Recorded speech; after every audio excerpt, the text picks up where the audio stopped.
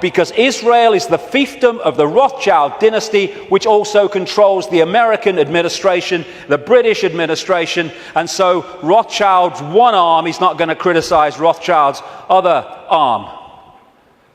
In the Matrix movie, there's something called the Zion mainframe. Well, Zionism, Rothschild Zionism, is in so many ways a mainframe of this network.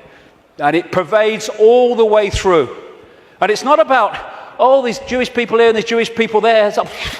It's Rothschild Zionists who are there, and they answer to the Rothschild dynasty. Therefore, they play out the agenda of the web in a coordinated way.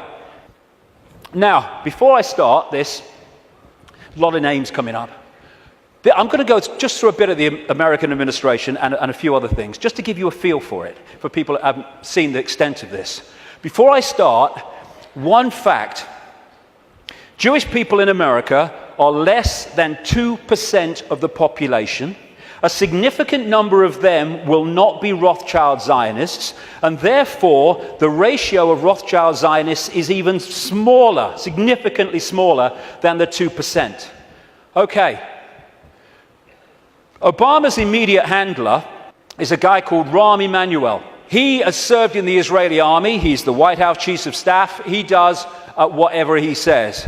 His father, Emanuel's father, was a terrorist in the Irgun terrorist group that bombed Israel into existence in 1948. And this is the relationship between Rahm Emanuel, he's the kind of Peter Mandelson of America, and Obama.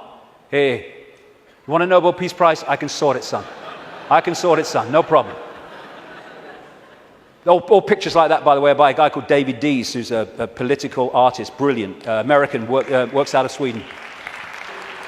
Uses images so powerfully to tell 1,000 words as they go. This guy is the second handler in the White House. His name's David Axelrod, Rothschild Zionist, and he was the man who orchestrated the entire election campaigns of Obama against Hillary Clinton and then against John McCain. The main funder and orchestrator of the funding, in terms of individuals, of Obama was a guy called George Soros, Rothschild Zionist, who manipulates countries and uses his networks and funding to create coups in countries where they want to change the regime change. And he bets on currencies like he bet on the pound years ago and makes a fortune out of the demise of the economy of other countries because he has no empathy.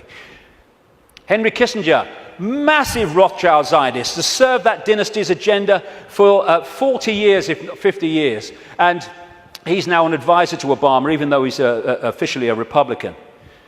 The American economy, the American economic team, is led by Timothy Geithner, Treasury Secretary, Rothschild Zionist, and Larry Summers, Rothschild Zionist. The entire Obama budget is run by the budget director, Peter Orszag, Rothschild Zionist. This man was advising the Russian treasury when the Russian governments were giving state assets away to Rothschild Zionist oligarchs, including Roman Abramovich, the owner of Chelsea Football Club, by the way. It's very easy to become a billionaire when a state says, have these assets worth billions of pounds. Thank you very much. It's a piece of cake. You could buy a football club if you want. And this man's company was also advising the Icelandic central bank in the run-up to the Icelandic crash. The Federal Reserve in America, which controls the American economy in so many ways, it's a privately owned, not government-owned central bank, and it's privately owned by the Rothschilds and the affiliates of the Rothschilds, is Bernard Bernanke, Rothschild Zionist. He replaced Alan Greenspan, Rothschild Zionist, who was head of the Federal Reserve from Reagan Bush right up into the Boy Bush administration, and he systematically took away the checks and balances which allowed the mayhem of 2008 to unfold. We keep hearing about Goldman Sachs and all the mayhem that it's created, both in the crash of 2008 and the crash of the economy in Greece. Fundamentally involved Goldman Sachs. Goldman Sachs is a fiefdom of the Rothschilds, headed by Lord Blankfein, Rothschild Zionist. The World Bank, headed by a Rothschild Zionist. The IMF, International Monetary Fund, headed by a Rothschild Zionist. European Central Bank, headed by a Rothschild Zionist. A stream of so-called czars, as they call them in America, controlling different policies and policy areas of the Obama administration, Rothschild Zionists, including Cass Sunstein, who has actually written a paper saying people who have conspiracy theories should either be banned from expressing them or taxed for expressing them. Taxed! Climate change policy in the Obama administration is controlled by Carol Brown, a Rothschild Zionist, and Todd Steen, Rothschild Zionist. Major area of policy. The American administration is utterly awash with Rothschild Zionists, and that is not by accident. It's because they're agents of the dynasty or agents of the control system.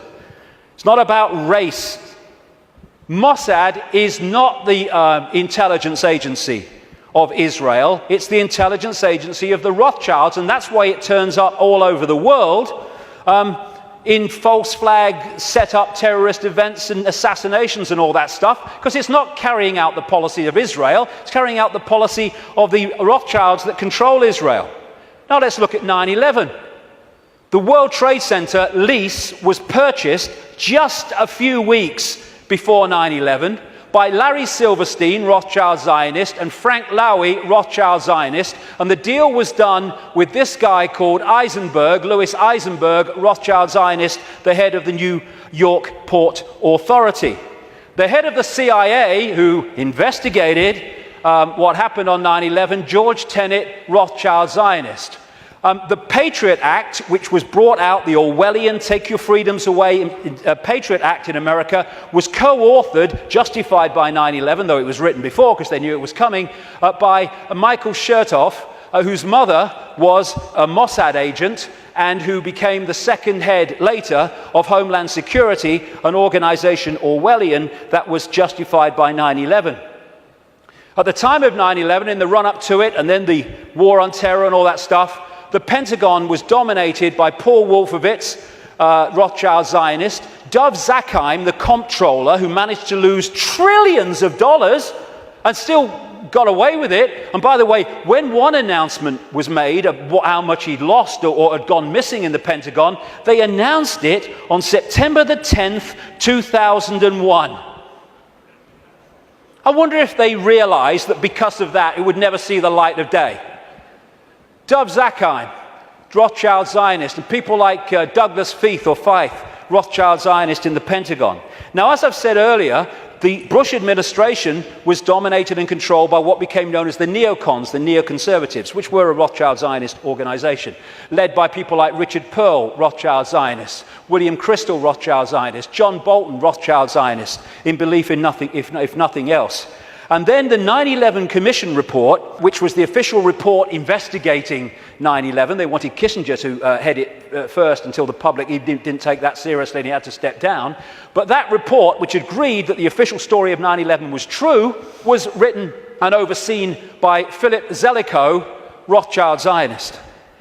The judge, Alvin Hellerstein, who is hearing and overseeing the cases of the 9/11 families, who are taking out lawsuits to try to find the truth of 9/11, etc., Rothschild Zionists, making sure that truth never comes out.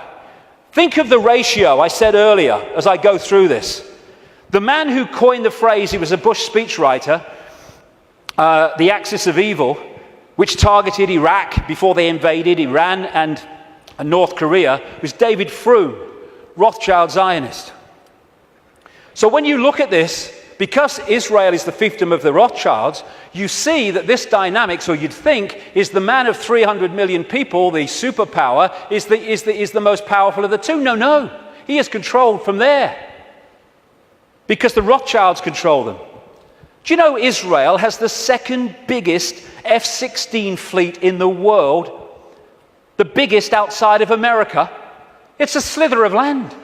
How did they get them? Dov Zakheim, as comptroller of the Pentagon, Rothschild Zionist, made a load of weaponry and planes in America scrap when they weren't, so they could be passed for a song to Israel.